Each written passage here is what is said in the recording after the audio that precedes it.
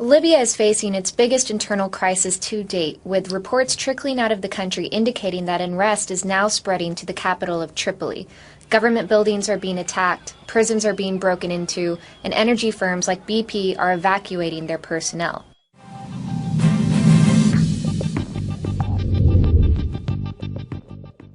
The ability of the Libyan regime to hold itself together depends on two key factors: the loyalty of the tribes and the loyalty of the army to the regime. Now, those are the two factors that are the most in flux, and the threat of civil war is thus very real.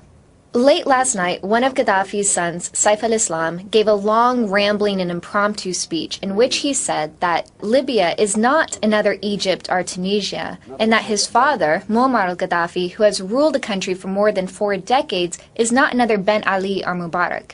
In other words, Saif al-Islam was saying that the military is not about to drop the regime's leader, and Gaddafi was not about to flee the country. But Saif al-Islam has long been at odds with the military old guard of the regime, and thus he can't be seen as the one to necessarily hold the army together. Saif al-Islam has long avoided the political spotlight, preferring to use his charity organization to push for ideas on political, social, and economic reforms, which he saw as the key to the long-term survivability of the regime. For a long time, however, Saif al-Islam and his allies, like the National Oil Company chairman Shukri Ghanem, have been pushed against a wall by the military old guard, which is led by his brother Motassim, the national security advisor, who has the trust of many within the army elite.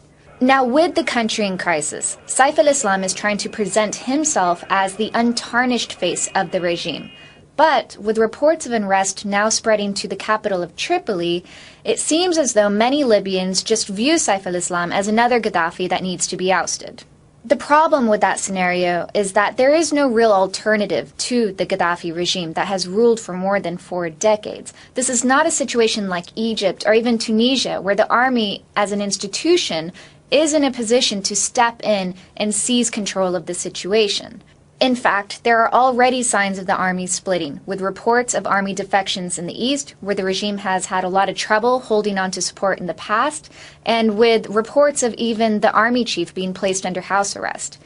If the regime cannot hold the loyalty of the army, then power in the country falls to the tribes, many of which have already reportedly been turning on the regime in the past couple days.